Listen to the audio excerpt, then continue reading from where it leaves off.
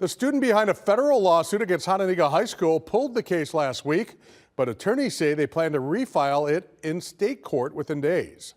John Doe, a former football player, accused school leaders and coaches of retaliation last October after his parents reported another player's eligibility issue.